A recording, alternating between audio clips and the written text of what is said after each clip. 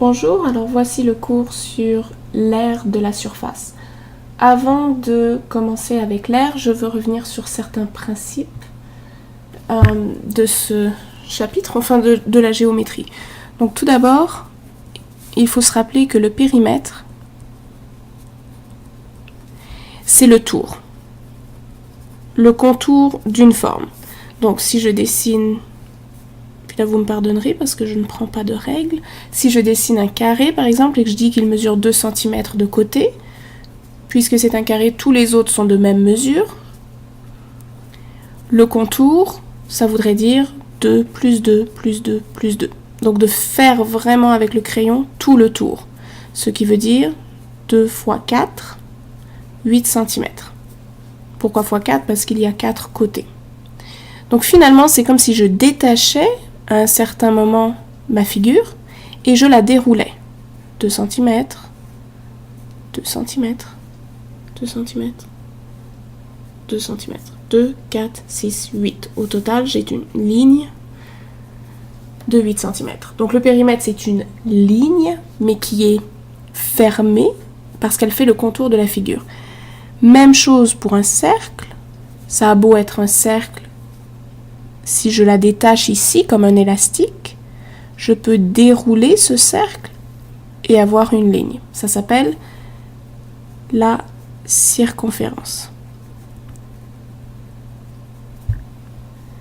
Donc, la circonférence d'un cercle, il y a une formule pour la calculer, c'est pi étant égal à 3,14, toujours, fois le diamètre.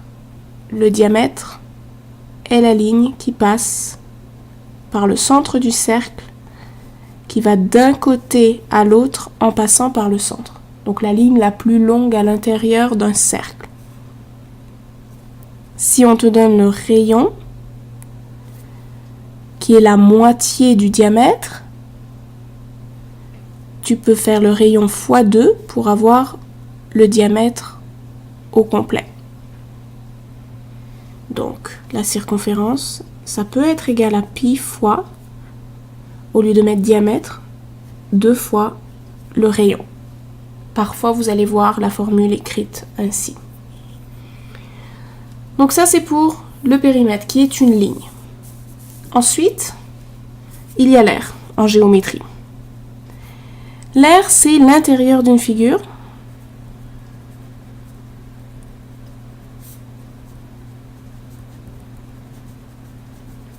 Plane.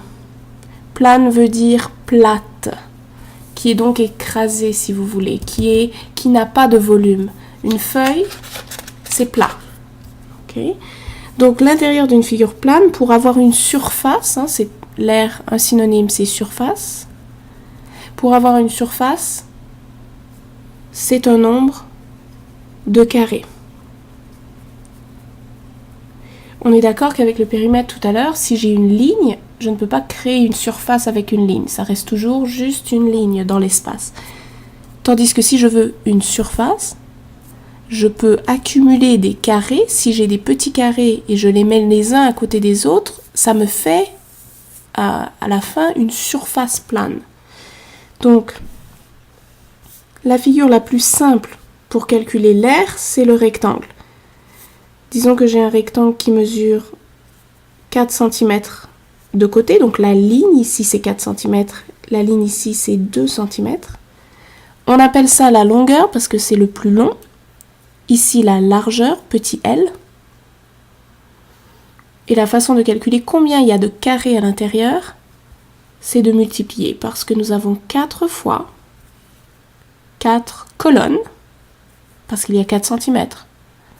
Et dans chaque colonne, il y a 2 carrés, parce qu'il y a 2 cm de côté. Donc dans le fond, j'ai 4 fois 2.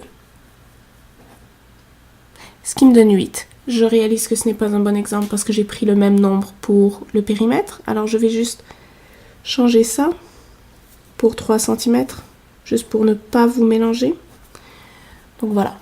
Donc si j'ai 4 d'un côté et 3 de l'autre, quand je multiplie ces nombres-là, ça me donne toujours un rectangle. 4 colonne, dans chaque colonne, 3 carrés. 4 fois 3, 12. Et là, c'est quoi? 12 quoi? 12 choses comme ça que l'on appelle communément un carré. Donc 12 carrés, mais des carrés qui mesurent combien? Parce que si tu me demandes de faire un carré, je peux faire un carré comme ça. Et à l'autre personne pourrait faire un carré grand comme ça. Encore une fois, excusez-moi que ce ne soit pas des carrés parfaits. Donc, quelle sorte de carré? Il y a 12 carrés, mais lesquels? Des carrés qui mesurent 1 centimètre de côté. Donc, des centimètres carrés. À chaque fois que vous voyez des carrés, c'est l'air. Parce qu'on vous parle de carré, on vous parle de surface. Donc, pour un rectangle, l'air d'un rectangle, je vais marquer ça comme ça, l'air d'un rectangle. Tiens, je vais mettre le T pour qu'on soit moins mêlé. C'est toujours la longueur fois la largeur. L'air du carré, un carré, ça a le même côté, c'est-à-dire la même mesure de côté. Donc côté fois côté. Hein, la même chose, longueur fois largeur, mais puisque c'est le même nombre, côté fois côté. Ce qui veut dire que des fois, vous voyez cette formule-là, côté au carré. Parce que au carré veut dire un côté fois un autre côté.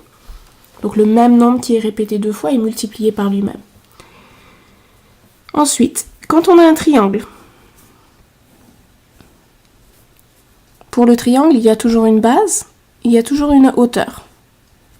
La hauteur n'est pas toujours le côté, hein, la hauteur peut être, donc si je dessine un autre triangle ici j'ai la base, clairement, le côté d'en bas.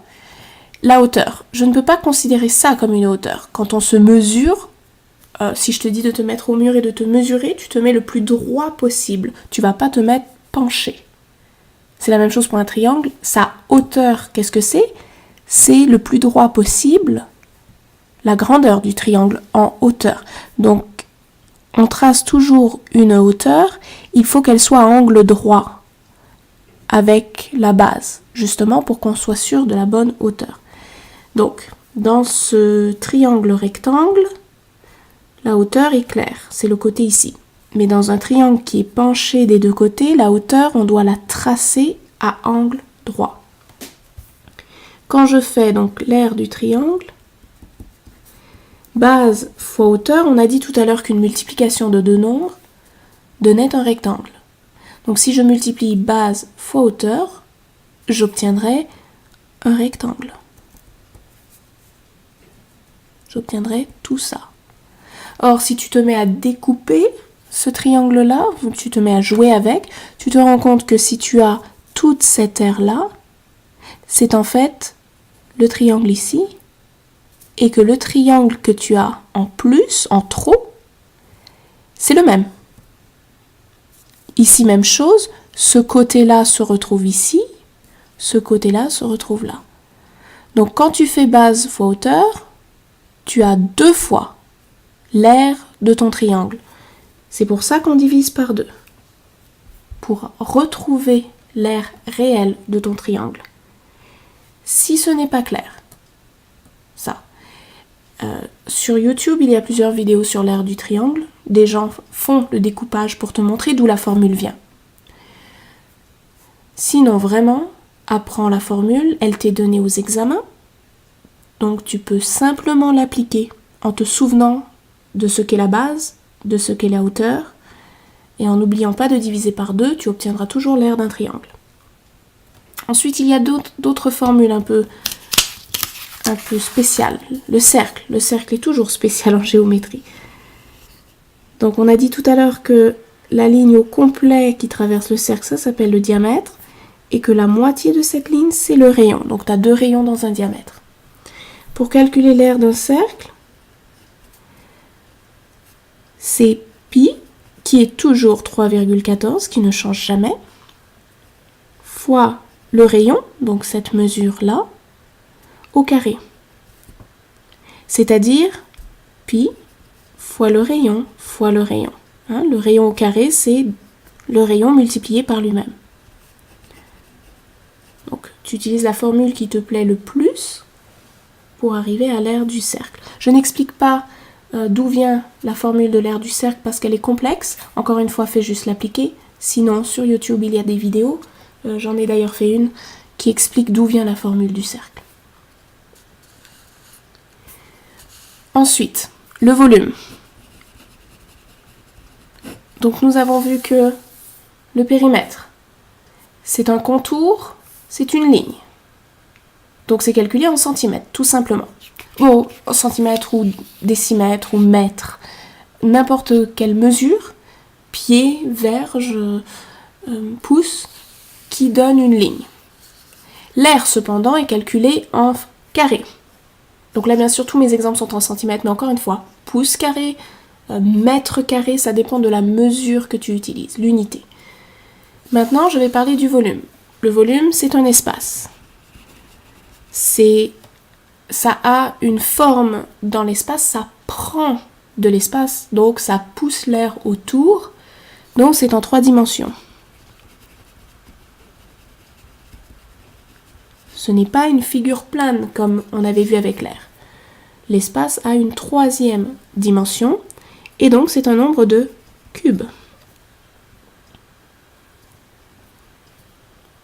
Maintenant, si je dessine une figure très simple, le cube, justement. Oups. Voilà, donc si c'est un cube, un peu comme le carré, c'est-à-dire que tous les côtés mesurent la même chose, on va dire que là, ça mesure 5 cm. Tiens. Okay. J'ai pas assez de place pour représenter 5 cm. La question quand on te pose quel est le volume, c'est combien de cubes y a-t-il dans cet espace? Quels cubes? Des cubes qui mesurent 1 cm de côté. Donc des cubes qui ont 1 cm, 1 cm et 1 cm. Voilà, mon dessin n'est pas parfait, mais bon. Donc combien de petits cubes d'1 cm de tous les côtés rentrent dans ce grand cube qui a 5 cm de côté? Pour calculer ça, on revient à l'idée que c'est de la 3D, du 3 dimensions. Donc d'abord, si ça c'est 5 cm et ça aussi, on sait que dans cet espace-là, il y a 25 carrés. 2, 3, 4, 5. 2. Donc, comment je le sais? Parce qu'on se rappelle tout à l'heure de la formule de l'air, longueur fois largeur te donne les carrés à l'intérieur. Donc, il y a 25 carrés ici. Et si je me mettais à faire fois 1 pour leur donner de la profondeur à ces carrés-là, ils deviendraient des cubes. Du coup, la première tranche de cube, c'est la même chose, c'est 25. Parce que j'ai juste fait fois 1.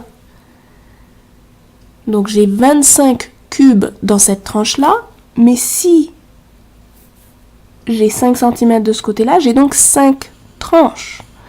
Donc j'ai 5 fois les 25 cubes. Donc qu'est-ce que j'ai fait pour le volume d'un cube, pardon. J'ai fait le côté fois le côté, 5 cm fois 5 cm, ça m'a donné l'air d'un côté, fois la profondeur, ou la hauteur, ou tu l'appelles comme tu veux, mais la 3e dimension, qui mesure la même chose puisque c'est un cube. Donc, j'ai en fait C au cube. Et ça me donne ici 25 fois 5, 125. Donc ici, dans ce cube-là, j'ai 125 cubes d'1 cm de côté, donc centimètres cubes. C'est de là où vient le 3. Les formules pour le volume, elles vous sont toujours données. Je ne vais en faire qu'une ou deux, je ne sais pas. Une sera suffisante probablement.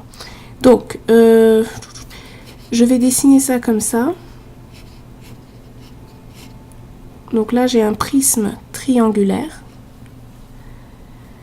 Donc, quand je veux calculer le volume d'un prisme triangulaire, moi je dis toujours, mettez votre prisme debout. C'est-à-dire debout comme ça. de sorte que les deux bouts, la base, soient comme ça. Mon dessin n'est pas très très bien fait là, mais voilà. Ça va comme ça, je pense. Ok. Quand on le met debout, donc c'est-à-dire que les deux côtés qui sont pareils, là on a deux triangles, on en met un en bas et on en met un en haut. Ça nous donne notre base. Le volume d'un prisme, donc c'est cette figure qui a deux bouts pareils, c'est toujours l'aire de la base, donc l'aire d'un des côtés qui est pareil, l'aire comme je l'ai fait ici, c'est-à-dire si ici c'est un triangle, on doit retrouver la formule de l'aire d'un triangle qui est ici, donc base fois hauteur divisé par 2 de ce triangle-là, fois la hauteur du prisme. Donc quand le prisme est placé comme ça, les élèves ont de la difficulté à voir la hauteur, donc ça peut s'appeler aussi la longueur du prisme. Okay, mais j'aime mieux le mettre debout, les élèves voient mieux en général que ça c'est la base. Et si tu as l'aire de la base, donc un nombre de carrés à l'intérieur, en t'aidant de la formule, quand tu fais fois 1, c'est la première rangée de cubes et c'est la même que l'aire. Mais tu as, rarement, une fois l'aire. La hauteur est rarement de 1 dans les problèmes que tu vas faire. Donc si la hauteur c'est 5 ou 6 ou 7, tu as 7 fois le nombre de cubes qui se trouvent dans l'aire. Ce qui fait que le volume d'un prisme, c'est toujours l'aire de la base. Et fais attention avec le mot base. Mets ton prisme debout, comme ça, pour bien voir la base, fois la hauteur du prisme. Ou la longueur, comme je l'ai dit, cette partie-là, la longueur. Et l'aire de la base dépend de ton prisme. Si tu as un prisme triangulaire, l'aire de la base, c'est ça, cette formule. Si tu as un prisme, je vais le faire ici sur le côté, circulaire, donc un cylindre, la base, c'est un cercle, donc tu utiliseras la formule du cercle, de l'aire du cercle. Pour l'aire de la base, si la base est un rectangle, comme ça, tu utiliseras la formule de l'aire du rectangle. Voilà pour les préalables pour cette unité.